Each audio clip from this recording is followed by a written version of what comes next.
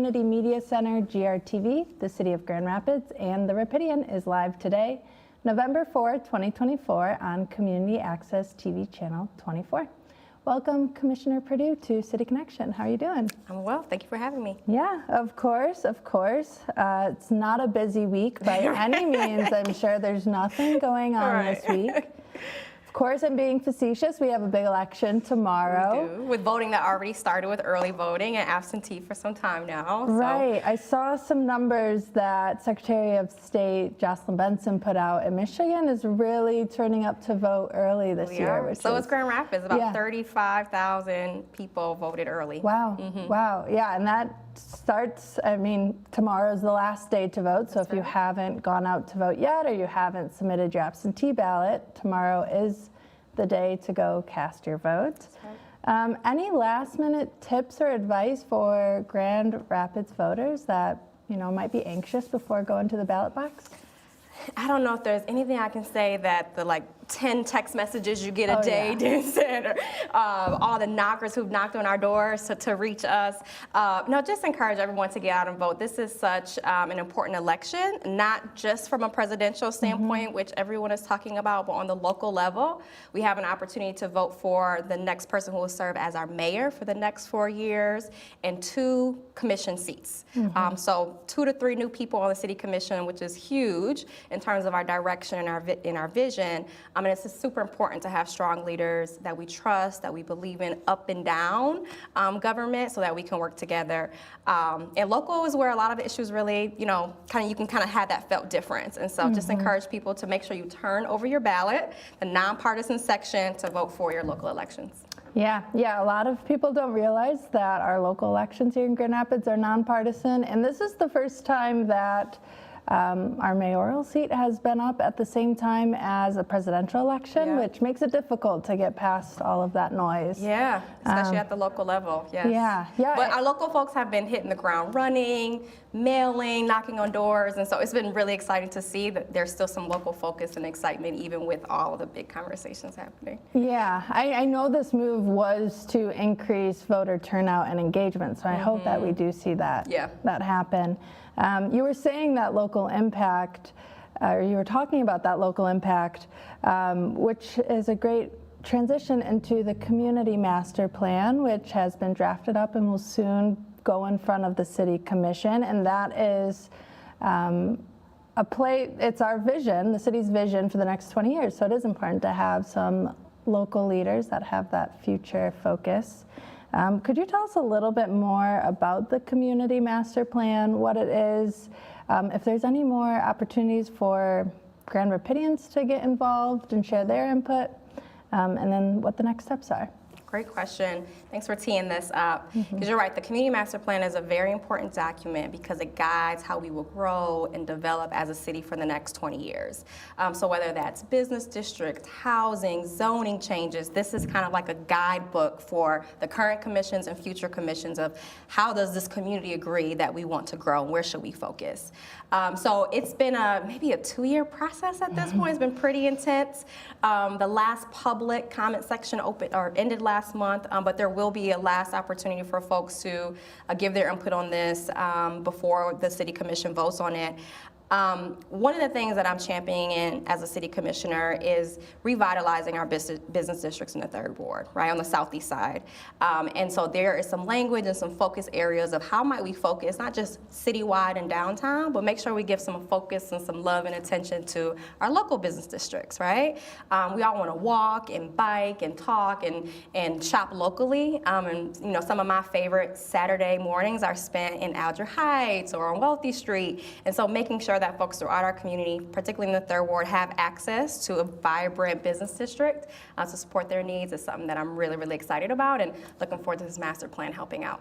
Cool. Yeah, and the draft is online now, so if you haven't been a part of that conversation yet, you still have a chance to see, you know, what voters were, or not voters, but residents of Grand Rapids have talked about and have voiced their concerns or their support for. So it's out there if you want to take a look.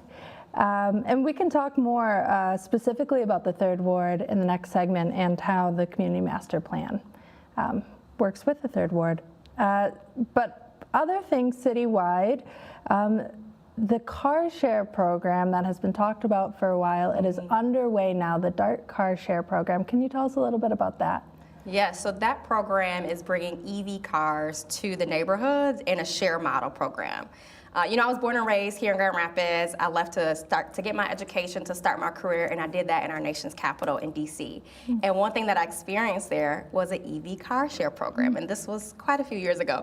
But it was really cool, it was really easy, it was really affordable, and so I was so excited to see that we were planning and help to support, get funding so that we could start that here. So there will be 5 EV cars throughout the city at city parking lots, and it's $5 an hour for folks to get and drive. So whether, you need transportation, your car is in the shop, you rely on the bus, but today it's especially cold, maybe you have a lot of errands to run and you want to hop into a car, or just experience something different. See what it's like to use an EV and fuel up, or power up, not fuel up. This is your chance. So it's a really cool program. It's a pilot. In installing the infrastructure for these cars, we also installed infrastructure so if other folks have an EV car, they can pull right up and charge their car too. So it's kind of a win-win for folks throughout the community who want to try EVs and believe in sustainable transportation. Are these cars mostly downtown then, if folks want to see? Do you know how folks can find out where these cars are? Yes, you can find them online, but they're at different city-owned parking lots throughout the city. One coming to Burton Heights, one in Madison Square. So you can find all that information online. You do have to go online and download an app and register and kind of go through the qualifications, but it's a pretty straightforward process, and so folks should be able to access that pretty easily. Cool. Yeah, I know transportation has been a big thing that we've heard at the Rapidian from Grand Rapidians, what they care about and what they want to see improve. And I've seen the city talk about it a lot too. Yeah. So. And with that, we hear a lot about carbon footprint reduction. And so this is part of our overall climate change goals to reduce our carbon footprint. And so kind of building up our EV infrastructure and making it more accessible and making it more kind of a normal thing that we see in our region, right? Right. Another big thing that's coming up in the next month or so is the Santa Parade. Do you have details about the Santa Parade this year? I know it's Gentex is sponsoring it this year. So there's some new sponsors, yes. It is a big, I think, heralded parade, well-loved parade in our city. I actually grew up walking in our Santa Parade every winter, so I have some fond, cold memories of our Santa Parade. But it's happening in early December this year. I believe December 5th is that Saturday. But folks can participate in it with their organizations or just come down and watch. There's usually floats, there's different organizations promoting their work. It's usually a really fun time, very family friendly, and kind of helping to kick off the December holiday season. And I believe something that's different this year is the annual tree lighting is going to take place right after the Santa Parade. So yeah, and there's tons of holiday events throughout the city. Kwanzaa celebration usually happens at a few spots throughout the community. Turkey drives. I mean, there's a lot between now and the end of the year in terms of celebrations. No matter folks' kind of specific practices, I think there's a lot of inclusive opportunities for folks to kind of get involved and be in community and celebrate this time of year.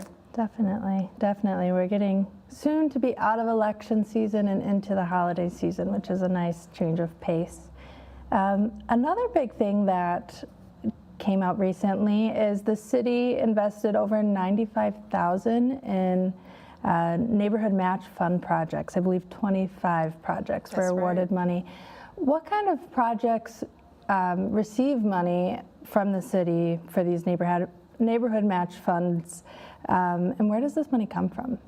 So the money comes from the city's budget as part of our budgeting process every year, and the Neighborhood Match Fund is one of my favorite programs because it's all about investing in resident-led ideas to bring people together, to build a sense of community, build a sense of belonging. So anyone in community can say, I think this is like a good idea, this is something that will be helpful in my neighborhood, this is something that will bring us together to celebrate, to learn, and so that's what the Neighborhood Match Fund invites folks to do. Pretty straightforward process, and so this year, as you mentioned, $95,000 allocated to 25 different projects, and they range greatly in terms of what they purport to do. Some of my favorites are community celebrations. There's one in Garfield Park. There's a few others that got awarded, as well as efforts and initiatives centered on mental health and wellness. Some projects offer group therapy or a group support setting for folks. Others have special events to increase education and reduce stigma around mental health challenges. And so those are some of the, I'm very excited about all of them, but those are some of the ones that really stuck out to me as those decisions were awarded. But I just think it's such a great way to demonstrate and invest in resident leadership, because community knows what community needs. And so that's our way of making sure that that's front and center. Yeah, the mental health focus really stuck out to me as well when I was going through the list. So who decides allocating that money? So allocating that most dollars that come through the city it's through our budgeting process that happens every year around April, May. And so that's kind of when we earmark those dollars. But the application cycle is separate. And so we kind of have a call for proposals, if you will. Folks organize, they submit their applications, and then there's a committee that reviews and awards those kind of on the staff level. Okay, so it is staff. And and I would say in alignment, though, with our strategic plan, our strategic priorities that are set at the commission level. And the request for proposals happens a few times a year, correct? That's right, yep. So in December, the next round will open. So I think December 1st through 31st is the full range. In the month of December, you can apply for projects to be funded that'll happen next spring through summer. So start thinking about what you want to do during summer to bring folks together, or other things that your community might need even in the springtime. Yeah, and I'd recommend taking a look at the list of projects that were just funded. Yeah. Try and get some inspiration that way. Yeah, and I'll add on, so that's the Neighborhood Match Fund, but we also have the Safe Pitch Night. So that happened recently, where folks also in community who are working on gun violence prevention, community safety, come and pitch their ideas of what might this community need at this time. And so then there's awards given to those organizations too. So that was a successful endeavor that I think happened in the last 2 weeks. Yeah, I remember, and that one was to reduce violence in Grand Rapids. Yep. Yeah, I think that residential leadership, I think, is a really interesting piece. Do you see that as a priority for the city and the commission's work to empower residents in that way? I think city government should be a partnership, right, between electeds and representatives, but residents. Residents really should be driving what we're doing as a city. Where are we investing? What are we prioritizing? Government, quite frankly, hasn't always gotten that right. Hasn't always done as much robust of a job as it could. And so this year, I've taken quite a bit of time working with groups of residents, business districts, to say, how can we improve the engagement process to make sure this project that we're doing in your neighborhood meets your needs? And so I think that's an area that I will certainly continue to lean into, and that our city as a whole will continue to lean into. We've allocated dollars to hire engagement specialists, whether it's in different departments, to make sure that there is that community connectivity. So there's room to grow, certainly, but really, I feel like I'm my best when I'm working in partnership with community and with residents. So certainly a priority of ours.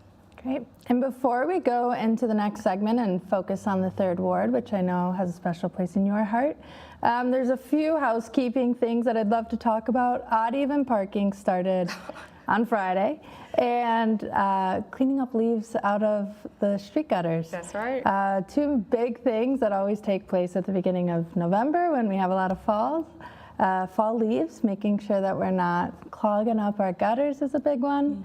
And then watching out for those odd even parking dates to make sure you don't get a ticket when you're just trying to park outside your house.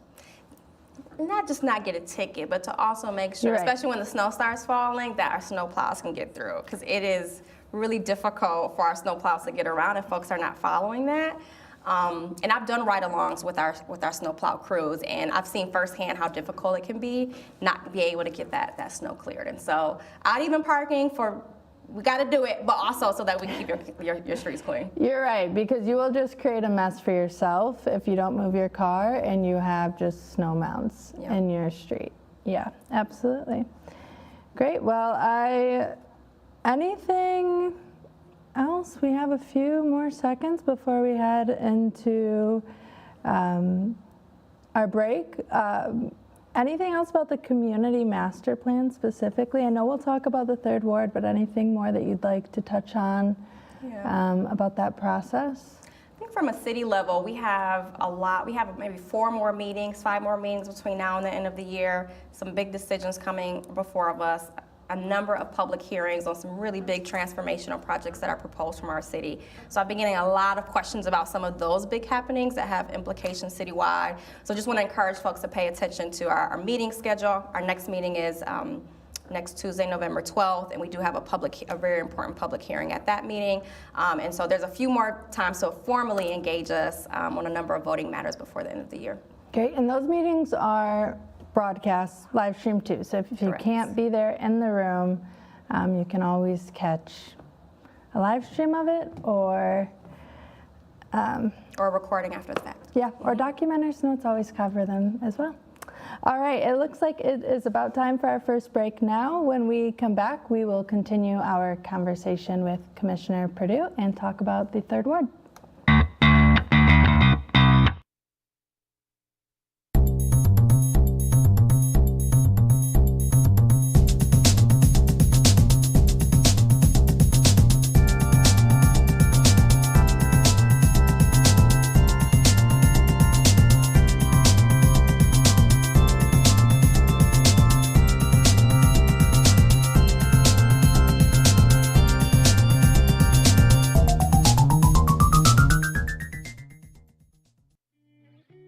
Yeah.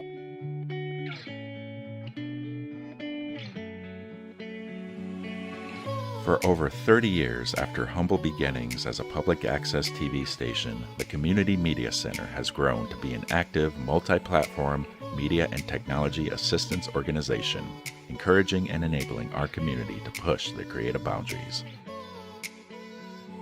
We power a variety of resources, including a music-centered community radio station, WYCE, a community venue with stage and screen at Wealthy Theater, citizen-driven journalism with the Rapidian, a web development team empowering local nonprofits, an education department that trains and broadens students' minds, and a free speech public access television studio, GRTV, where it all began. By introducing audiences to new voices and ideas, we enhance community engagement and create connections between artists and audiences, enriching our city's cultural offerings. We empower and collaborate with platforms and resources accessible to all and used by all. Every free democratic society depends on media, accessible to the community and uncensored by government. The Community Media Center continues this work for the media landscape of today and tomorrow. These platforms and services empower our neighbors to tell their stories and explore the richness of culture that Grand Rapids has to offer. Connect, discover, learn, create, and share. The Grand Rapids Community Media Center.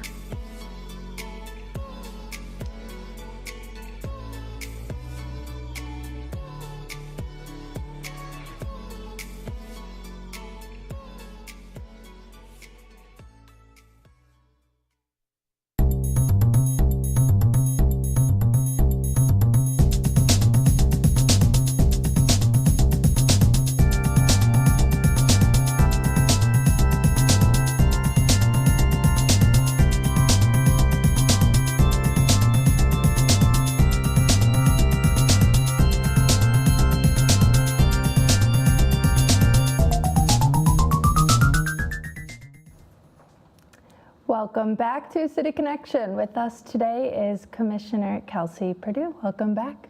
Thank you so much for being here. So we set aside this next segment just to talk about the 3rd Ward. We don't always have a chance to talk ward by ward here in Grand Rapids. So some big news that recently came out about the 3rd Ward is that the city will be distributing lead-reducing water kits to 3rd Ward residents. Can you tell us a little bit about this program? Why specifically the 3rd Ward, and what are these water kits for? Yeah, thank you. So we talked a little bit earlier about community engagement and resident-led decision-making, right? Mm-hmm. And so that's what this initiative really is. A few years ago, the city created a participatory budgeting process, which meant here's a pot of money. How do you want the city to spend it, on what issues and in what amounts? And so that was done ward by ward. The third ward is essentially the southeast part of town, south of Wealthy all the way to 44th Street. So it's a pretty big. But residents said we want to address lead in the houses and in the pipes. Our lead challenge here in Grand Rapids is really lead-based paint in old housing, right? And so there's some organizations, Get the Lead Out, Healthy Homes, who have been working on that for quite some time. But we know that there's a growing concern around old lead-based pipes that aren't causing any challenges right now, but trying to be more proactive as a country in replacing those, right, before they do any harm.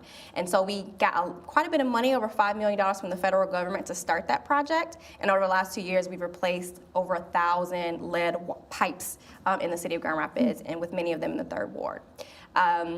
So the last piece of that is residents in the third ward said we want to make sure folks have education around lead in homes and lead-based pipes, and know that what we can do to be proactive to make sure that us and our children are safe. And so that's where the decision was made. It was really resident-driven to have lead education toolkits, and those will be led by the Healthy Homes Coalition of West Michigan, scattered, particularly focusing on the third ward. But if folks need those resources, they should certainly be able to access them. Great. And it is important to know, and my understanding is that we don't necessarily have a concern about lead in our water Correct. here in Grand Rapids. Yes. Thank you for underscoring that point. We do regular testing, and particularly when this came up as part of community conversations, we kind of made sure that we said, where's the standard? Where are we? Let's make that very, very clear for community, for residents, so we don't start a scare or introduce any concerns that don't match kind of where we are safety-wise. But lead is still a challenge in our city. Children are being lead poisoned, particularly our young children. You have lead dust that might be on the floor, windowsills. They crawl around. All kids put their hands in their mouths, and that's how they ingest it. And it only takes a minuscule amount of that lead dust in children's system to poison them and to have long-term health effects. And so one thing we got done at City Commission last year, which I was a huge advocate of, I've been working on this lead issue well before I became a commissioner, but we passed some new regulations around lead dust testing in rental units to make sure that we're protecting kids. And so I'm really pleased it's kind of this full package of awareness, education, and then addressing lead problems preventively and after the fact to make sure that our kids and our families are safe. Yeah, we have a lot of cool old houses here in Grand Rapids. I'm in one of them, Yeah, same, but it means lead paint comes with it, so it is important to be careful about that. So these kits, I don't have everything memorized that comes in them. I know it comes with like a Brita filter that filters out lead, a few other things, but how can residents get them? Yeah, so there's so the Healthy Homes Coalition of West Michigan is distributing them, so they have their own process. But we have some information on our site, and I'm sure that you all are sharing if folks want to know how to connect with them at a community event directly or through delivery. So I think we should be sure to share that so folks can have access to them. We have a ton of them. Residents decided that they wanted to invest $500,000 in lead education, and so there are a lot of resources and goodies to help folks do that. Great. Yeah, so head on over to the city website then for more details on that. And this is different too than the lead service line replacement that's happening citywide too. So that is happening citywide. This specifically was a priority of the third ward. That's right. Another thing I want to talk with you about, you sit on the Southtown Corridor Improvement Authority. At the Rapidian, we have a program called the Documenters Program, so we send residents out to local public meetings to take notes on what happens at those meetings. I've seen them out and about, and I've talked to them. Yeah, it's really cool to have them there. Good. The Corridor Improvement Authority meetings are always my favorite to read the notes from afterward, mostly because the issues that you discuss there are so tangible. Like, it's about what construction is happening and how it's impacting different micro business economies throughout the city. Things that we experience where sometimes it might be more intimidating to go to, say, a city commission meeting, which is a little bit higher level issues that are brought up. So can you tell us a little bit about the work that you do on the Southtown Corridor Improvement and what this corridor improvement focuses on? Absolutely. So the Corridor Improvement Authority, I'll just call it CIA. Yeah. CIA focuses on revitalizing and supporting businesses in our business district. And so a priority of mine is certainly supporting new businesses, growing existing businesses, and making sure those districts that still have vacancy and blight, we get those occupied and we get foot traffic and allow us all to support local. So the CIA is tasked with supporting local businesses. So in Southtown, one kind of those tangible things that you mentioned is we give facade improvement grant. So facade is like the outside of a business and helping them get facelifts and upgrades, whether that's more better windows to save in energy efficiency, or I like this, it's nice little stone, right? Or a new paint job. So it really helps beautify districts. We also do direct beautification with flowers and grass cuttings in some of those public spaces. So each CIA has a budget that they use to reinvest in the businesses through support. Trash pickup is another example. And particularly in the case of Southtown, we know that there are some larger moves that we need to make sure we can revitalize those districts. And so we're kind of smack dab in some strategic work to say, where do we focus over the next 5 to 10 years to do that? And as part of the community master plan, there will be a Southtown area specific plan that will kind of complement that and help guide us. Yeah, tell us more about that area specific plan. What are some of the focuses for Southtown here in Grand Rapids? Yeah, so we're lucky that we have one in existence, and this will be our second. The first round was an area-specific plan related to businesses and business districts. So we already have kind of this mechanism to gather what does community want, what do business owners want, specific to the business districts. And the second one will be more residential in nature. What do we want in terms of housing? What do we want in terms of new infrastructure or street design or protected bike lanes? And so kind of the pair of those together will help us create this really holistic plan and investment in the third ward to make sure we have beautiful districts, walkable, bikeable, drivable streets, and folks that feel proud of engaging in their neighborhood and getting out and staying connected and supporting our local businesses. I know sometimes when people hear the word beautification, sometimes it raises red flags for gentrification. How does your work on the Corridor Improvement Authority address that? That's a good call out. Thank you for that. So I don't think to date, we haven't had a direct conversation related to gentrification quite some time. Because we really focus on our business district and getting some of our local and minority-owned business owners in our business districts. But this idea of the larger community context, particularly related to housing, certainly has come up. We see folks are, the cost of housing is rising pretty rapidly. Wages are not keeping up.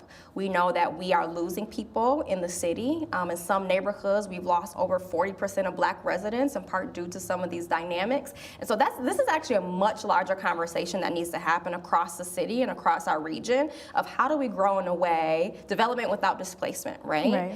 And currently the city doesn't have a study on what gentrification or displacement has looked like throughout the city, nor an anti-displacement plan. And so that's one thing that I'm pushing on. I've been saying for several months that I think we can have a better sense of urgency around our housing challenges. There's a lot of tools in our toolbox that we've already been using, but there's more in there that we need to pull out and get to work on. And so later this month, we will have a special meeting, kind of a strategic planning session. It's open to the public as always. Folks can come and listen in, but also give public comment on what we're talking about. But because of that advocacy, housing will be a key issue that we talk about that day, and gentrification, anti-displacement certainly will be on the agenda. Great, yeah, I saw that phrase, development without displacement, from, I believe I saw it in the area-specific plan, which I thought was a great phrase. Yeah, and we've called that out for our community master plan too, right? We know we're going to continue to grow dense and not so much output, particularly in density, we need a plan for this stuff. We can't just cross our fingers and hope that it won't happen. We see the patterns elsewhere throughout our nation. We see the beginning of the patterns already happening here. It's my belief that we need to be a little bit more proactive in thinking how do we prevent that? Because if we don't, it's a time-sensitive issue. We're gonna miss the boat. And I firmly believe that we want development. We want beautification, right? But we also want those folks, like my family, who has been here for decades and decades, to be able to take advantage of that new beautification and vibrancy that hasn't existed, particularly in the area that I grew up, for quite some time. And so we are on track as a city, I think, in terms of like lots of new transformational projects, new amenities, improved park system, improved streetscape, but the folks who've been here should be able to take advantage of that and enjoy that as we continue to attract people to our great city. Right. Everybody deserves to live in a pretty neighborhood, and nobody deserves to get kicked out of their homes. That's right. So it's about time that we take another break now, but when we return, Commissioner Perdue will be here to answer questions from our viewers. So to take part in this conversation, send your questions to cityconnection@grcmc.org.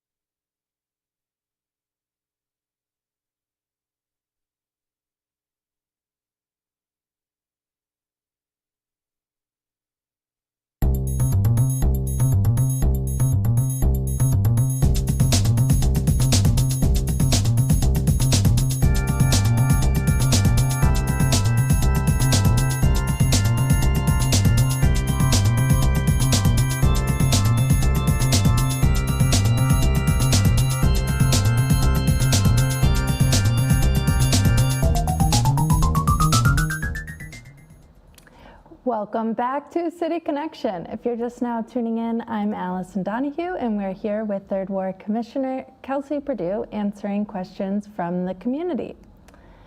This first question, I'm sorry, there's no name submitted, so whoever submitted this one. The question is, Whenever housing is brought up to the city, I hear the city say they can't build housing, only developers can. And then whenever I hear developers talk about housing, they say it's too expensive to build because of the city's housing regulations. Is this true? And are there other ways to incentivize building housing without rezoning or lifting or waiving regulations? Oh, this one's from Sean. Thank you, Sean. Thank you, Sean. I almost want you to read that back. That was meaty. Yeah. That's really great, Sean. Wow, that was really spot on. So you're correct in that the city does not build housing directly, but what we do is use regulations and other ordinances to kind of control the environment, which can make it easier or harder to build, longer or shorter in terms of time frame. And so that's really where our lane is on how we might facilitate the building of housing. So a lot around zoning, ordinances, requirements, but also our internal processes to move things along. Earlier this year, we passed a package of 6 bills, essentially, that did a lot of changes in this area. We wanted to make it easier for folks to build by right. That means you don't have to come and ask for special permission, because that's often a long process, an expensive process. We made it easier so that folks have additional land or space in their home. They can use that to bring in additional income and make that easier to do. We will hear stories where, folks wanted to build above their garage, and our regulations said it had to be this big, and it was maybe 10 square feet too short. So then they had to come through this really expensive, long process to ask us for special permission to build that, to have it be that bit smaller. So really, really proud of that package to make it easier to kind of facilitate the project. But I still firmly believe that there's more that we can and should be doing as a city, particularly to support the building of affordable housing. There's a lot of schools of thought around this, and this is really where our partners, particularly those in the affordable housing space, can let us know how might we make it easier for them to do business in our city and with us, and what else might they need from a regulation side, both at the city level, but also the state level. Where can we also lobby and lend voice to things that we need as a city and our residents and our neighbors need? We know housing is a huge challenge. The cost of housing is going up. According to many studies, we don't have enough, but there are a lot of people working on this, working on it regionally, looking at building up in pre-existing spaces, folks who are looking at housing with an equity lens, and folks who are looking along the continuum of housing, both from an income level, what's affordable to different people, but also housing stability, folks who are housed by choice and kind of have more options, and those who need support to get there. So I'm really excited to continue to find out and support those sorts of strategies. This will be a big talking point at our special meeting later this month. And kind of in this, also make sure, so I think in development, we think a lot about folks who are renting. We think about affordable housing complexes. We think a lot about renting, but ownership is a huge, huge component of this too. And so I think supporting and making pathways, making it easier to own is really important for us to do. We've made it easier for some of our city employees to live in the city by supporting their first home buying journey. And that was really important from a housing stability perspective, but also we want to make sure that the folks who are serving you live in the city and understand your experiences and are your neighbor just as much as your service provider. So I hope that gets to your question, Sean. If you want to continue to discuss, feel free to email me, kperdue@grcity.us. But there are a lot of great folks working on this issue, and I'm certainly a champion of how do we move this issue forward with a greater sense of urgency, so that we can make sure that we have a place where folks can afford to live and are happy and proud of where they're able to live. Yeah, I think that mostly hit it, at least in terms of housing here in Grand Rapids. I know one tool I see the city use kind of frequently is the brownfield tax incentivizing finance. Is that what it is? Something like that? Tax increment financing. That's so there's brownfield, there's TIF. Oprah, there's other, TIF is popular. Yeah, so I don't know can I explain a little bit about how TIF works? Yeah. Because that is one that comes in front of us a lot.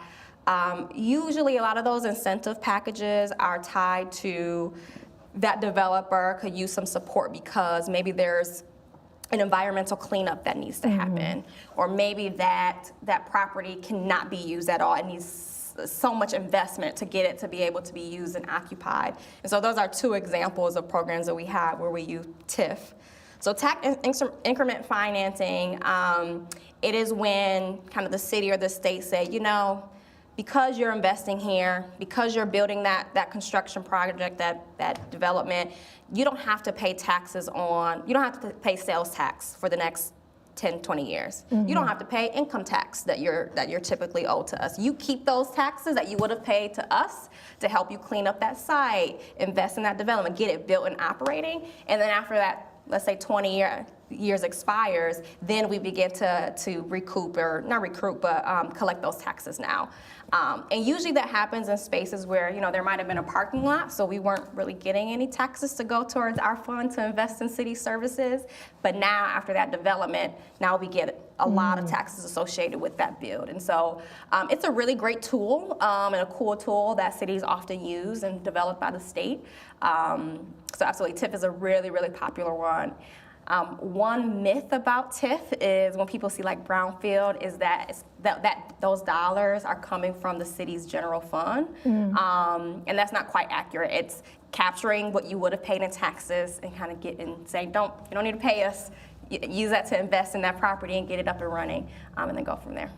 Cool. Yeah, I think I've seen a lot of old buildings be turned or are in the process of turning into new apartments using that TIF funding.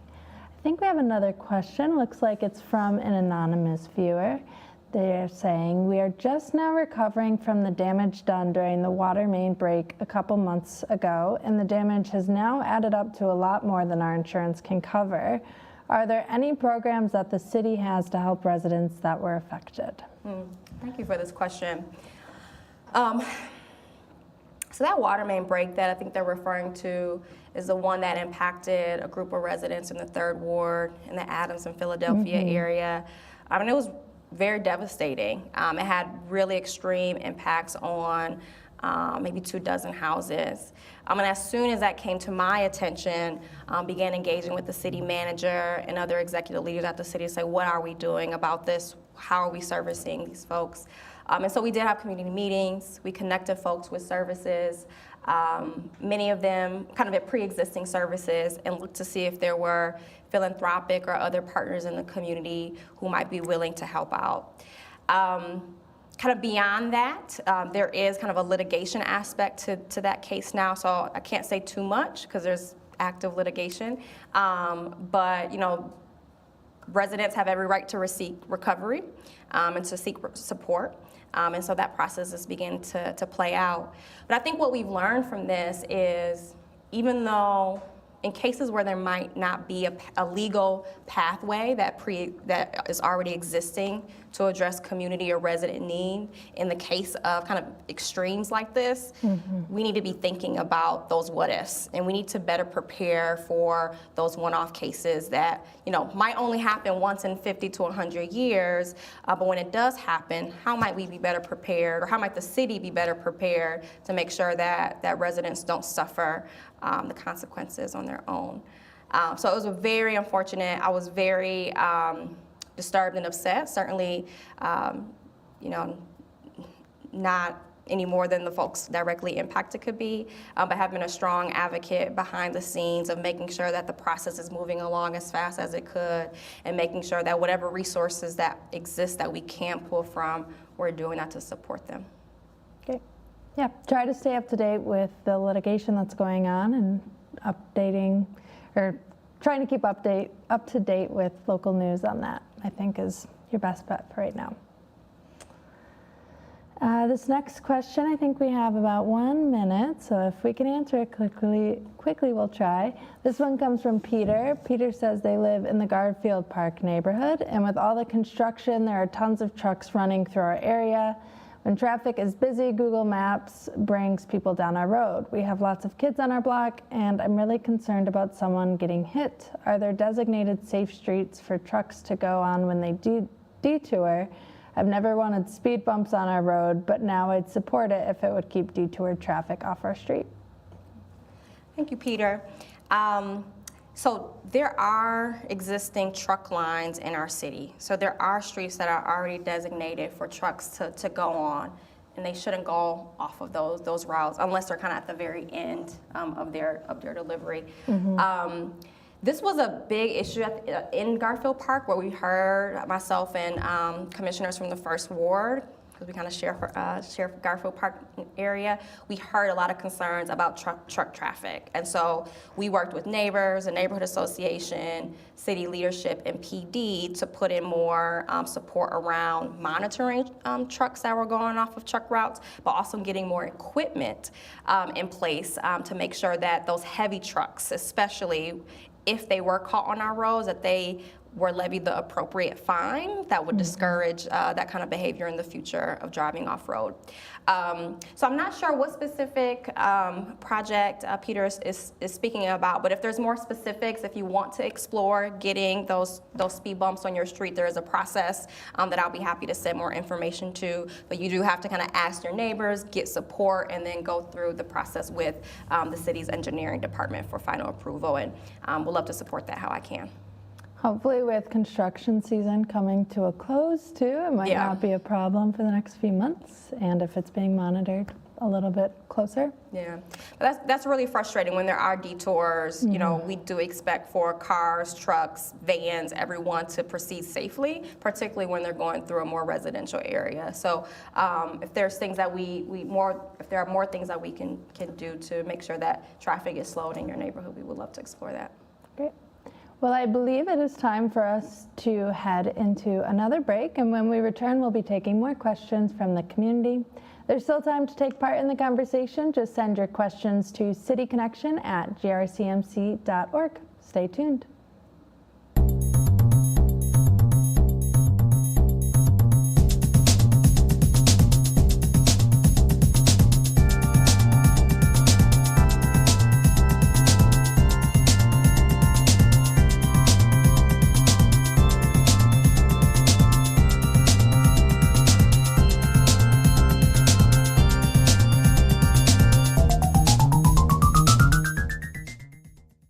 It's morning in Grand Rapids. Do you know what's going on in your city? Stay informed about what's happening in your community with The Rapidian, your source for hyperlocal news and information. The Rapidian is a community-focused news source powered by local residents like you. Our volunteer writers and reporters create content that hits close to home about topics like local government, business, schools, events, and people. The Rapidian goes beyond the headlines to provide in-depth coverage of issues that affect Grand Rapids directly, so you can stay in the know. We aim to uplift the community by sharing positive, inspiring stories of growth, progress, and neighborhood pride. The Rapidian is your neighborhood newspaper for the digital age. Follow us on our website and social media to stay connected to your community. This is The Rapidian.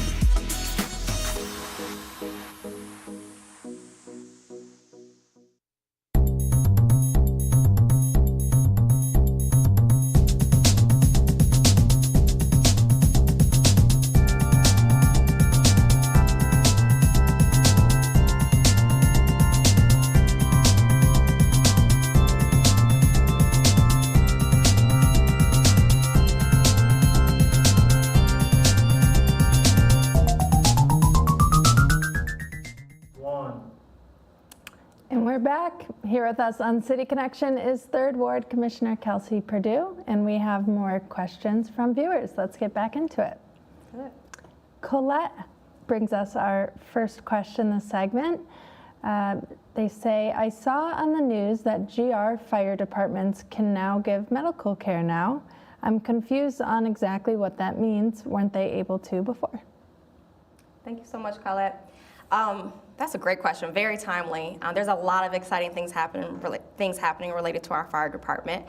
With this item, when you look at calls that the fire department receives throughout the city, the majority of them are medical related, right? And so And oftentimes, our fire trucks and our fire staff are first on a scene of an emergency, right? We typically beat the ambulance, we beat other folks.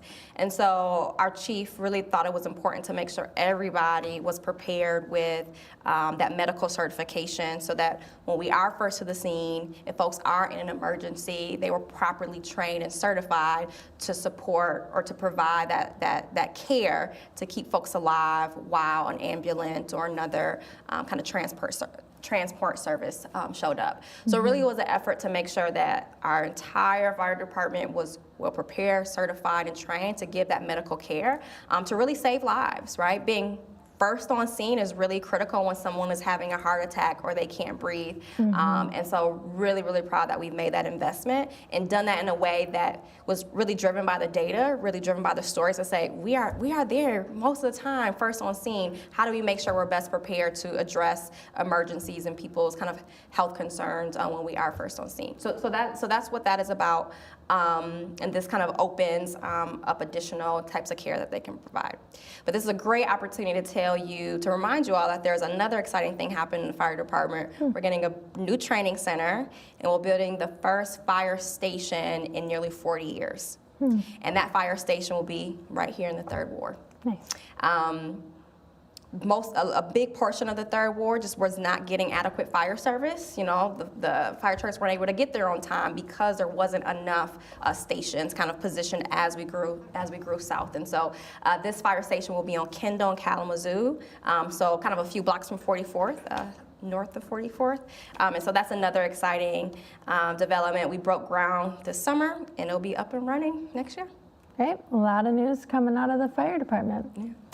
Another question comes from Jenny. Jenny asks or says, I have an absentee ballot and filled it out, but I forgot to send it. Can I just show up tomorrow at the polls? I think so. Yes, you can do that, yeah. You'll have to surrender your ballot when you get there. Yeah. But yes, you can still vote tomorrow. Yeah. I'm going to vote tomorrow. I think being in that booth feels so Me too. sacred. I think I missed out on the fun stickers, maybe? Unless Yeah. you know something I don't know. I don't. But I've definitely used absentee before. It is very convenient, especially when you have a busy schedule. You're not sure what your plan can be. And just to get it done.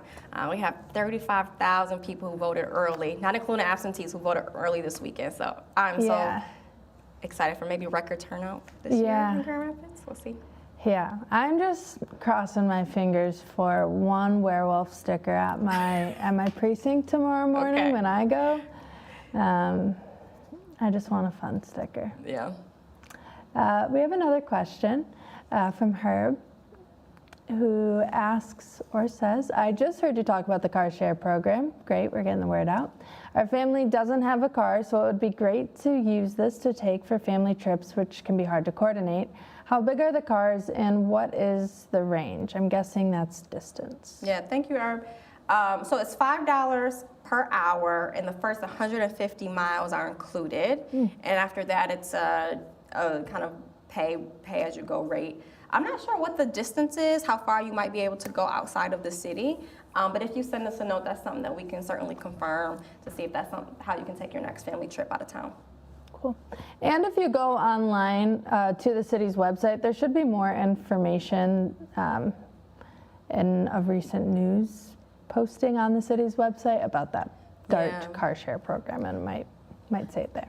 And this program was envisioned and really led from our mobile GR department, and the folks over there are so helpful to kind of understand all of the offerings, so they could be a really great resource too if folks have a lot of those kind of questions. But 150 miles is quite a ways. So, another question comes from Kenneth. Kenneth says, a ride along with the snowplows sounds fun. Can anyone sign up for those? Thanks, Kenneth. It was fun. They are a lot taller and larger than I thought, and I have so much respect for the folks who get out there at all times of the day and night, all sorts of conditions to make sure that our streets are clean and safe for us. I don't think that those are open to the public. There's also ride-alongs with police that different community members and groups can sign up for. But I can double check to see if there's some special cases where folks can kind of at least be able to see the snow plows up close in person, or kind of talk with some of our frontline workers there. Yeah, we did have someone on from the department who does plow our streets, and he was saying that he had someone who was pretty persistent with their calls about their street not getting snowplowed, so they did get a ride along. So maybe if you're persistent, you might be able to, but don't complain too much. They are public servants. Okay. We also want to make sure that can be focused and efficient. And sometimes, even when I was riding along, try not to distract them too much with all of my questions and conversation, so that we could get it done. Yeah, definitely. It's an early morning too, so you have to sign up for that. Another question comes from Linda. Linda asks, are other parts of the city also getting tested for lead? Is it just the 3rd Ward? Why is the concern greater in the 3rd Ward? Thank you, Linda. So the concern is greater in the 3rd Ward if you look at where children who have elevated blood levels live. And a lot of that is due to the parts of the 3rd Ward having old housing stock. But there's also other factors, right? How well maintained is that property, particularly if someone is renting? Does that home have newer windows? I mentioned I'm in a very old home. The first section of it was built in the 1800s, and we don't have the new, high efficiency, no lead windows. We also don't have young children in the home either, right? So there's a lot of factors, but our 49507 zip code had the highest rate of lead poisoned children in the state, even higher than Flint at the height of the water crisis. So it is a huge issue specific to Grand Rapids and to the 3rd Ward, and very, very, very important. So that's the thinking of why it is a heightened issue in the 3rd Ward. And the dollars being allocated specifically to the 3rd Ward residents is because in our participatory budget process, where residents decided how they want to invest a pot of money, the 3rd Ward residents said that they want to tackle lead awareness, and lead education and remediation. So that was how that decision was made. But there are other lead abatement and lead hazard control and services and education available through programs like Healthy Homes Coalition and Get the Lead Out that are accessible throughout the city too. So Linda, if that's a concern of yours, there should be resources and support available for you. Great. Yeah, those resources, Healthy Homes GR, Get the Lead Out, online, look them up. They're really great. I go to them pretty often. We are out of time, believe it or not. So thank you so much for joining us here on City Connection and answering our questions. And thank you to all of you at home for tuning in and sending your questions in for us to answer. Don't forget, you can always watch rebroadcast throughout November on cable GRTV's Channel 25 or the GRTV YouTube page. See you next month, Grand Rapids.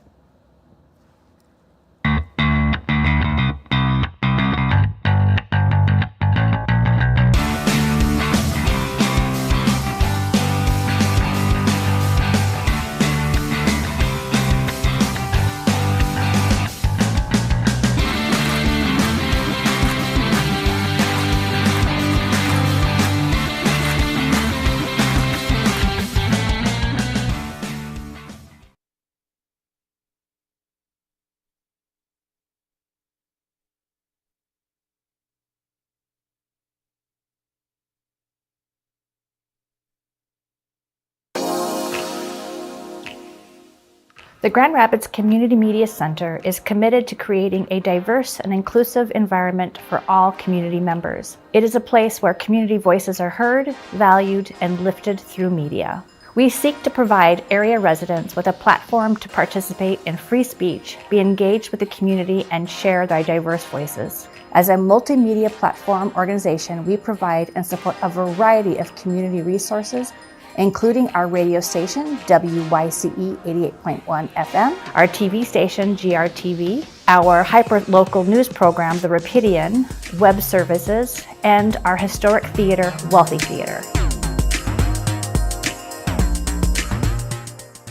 WYCE is West Michigan's only community radio station that is listener-supported and volunteer-powered. WYCE uses local voices to help listeners discover and celebrate different services, cultures, and events. What I really like about programming music in WYCE is I get to not only interact with listeners and local musicians, but I get to put together a musical collage every week and give it away to the universe. As a volunteer programmer, you get the training on how to use equipment, how to access music from the library, and how to put together a great show that showcases local and national artists and still has your creativity included. The Web Services Department helps West Michigan nonprofits connect, learn, create, and share through locally built and accessible websites. We help nonprofits strengthen their online presence by developing one-of-a-kind websites tailored to their specific needs. The Web Services team can take care of all the technical needs of getting a new site up and running, including website hosting, domain name registration, theme development, and page layout. Websites are built with accessibility and responsiveness in mind, making sure our projects are available on any screen and accessible to people of all abilities. We are passionate about helping organizations in the nonprofit sector effectively communicate their stories online, promoting equity and media access with our affordable services. Wealthy Theater is a historic theater on the southeast side of Grand Rapids. It was built in 1911, and today it stands as a performing arts center, historic cinema, and community venue. We provide a space for community connection, where community members can get together, enjoy different shows and different events, from concerts to comedy, musicals, theater, film screenings, you name it. Anybody from the community can sign up to be a member and rent one of our spaces to host their event. We have a staff here at the theater that helps make all the events here happen, as well as a great community of volunteers. The goal is to bring the community together, bring audiences together, artists together, create experiences where those two can connect. Whether you're an audience member who wants to come see a show or you're somebody who wants to put on a show, Wealthy Theater is a space for you. The Rapidian is a hyper-local news source powered by, for, and of the people of Grand Rapids, Michigan. We launched in 2009 using funds from local organizations and generous donors, and this community-driven platform empowers residents to share their stories, post articles, and keep track of local events and issues. By emphasizing citizen journalism, the Rapidian provides a unique grassroots perspective and a vital news service for the residents of Grand Rapids. In 2023, we are relaunching the Rapidian with the Grand Rapids Documenters program, where we train and pay local citizens to cover public meetings, empowering residents with the tools and resources to strengthen the news media landscape in Grand Rapids and become more civically engaged. GRTV airs public access television programming made by and for the Grand Rapids community, amplifying their voices to support a diverse and vibrant democracy. We provide the tools, training, and broadcast platform for free speech. Community members can take classes on video and production features, borrow professional equipment, editing software, and use of our studio facilities to create their own content.